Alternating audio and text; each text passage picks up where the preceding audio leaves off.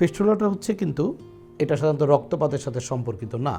ফিস্টুলার ইতিহাসটা খুব কমনলি রোগীরা যেটা বলে যে স্যার আমার একটা মলদ্বারের পাশে ফোড়া হয়েছিল, একসময় ফোড়াটা ফেটে গেছে, সেই ফোড়াটা দেখা যায় এই মুখটা আর শুকাচ্ছে না, এটা কিছুদিন পর পর পাকছে গলছে, তার মানে কি রিকারেন্ট ইনফেকশন হচ্ছে, কয়েকদিন ভালো থাকছেন আবার কয়েকদিন পর পর হচ্ছে। দর্শক, ফিস্টুলাটা কিন্তু আমরা যেটাকে বলি যে একটা নালীর মতো, মানে এটা একটা অ্যাবনর্মাল ট্র্যাক্ট বা একটা রাস্তা তৈরি হয়ে যায়, যে মলদ্বারের বাইরের সাথে মলদ্বারের ভিতরের একটা রাস্তা হয়ে যায়, একটা কমিউনিকেশন হয়ে যায়, এটাকেই বলি আমরা ফিস্টুলা। আমি একটু সহজভাবে যদি বলি, আমরা অনেক সময় রোগীদেরকে এইভাবে বুঝাই যে ফিস্টুলাটা কিন্তু অনেকটা গাছের মতো, যে আপনি যদি একটা গাছকে মারতে চান বা গাছটাকে যদি আপনি অপসারণ করতে চান, তাহলে কিন্তু গাছের গোড়া থেকে সরাতে হবে। আপনি গাছের একটা ডাল কেটে দিলে কী হবে বলেন তো দর্শক?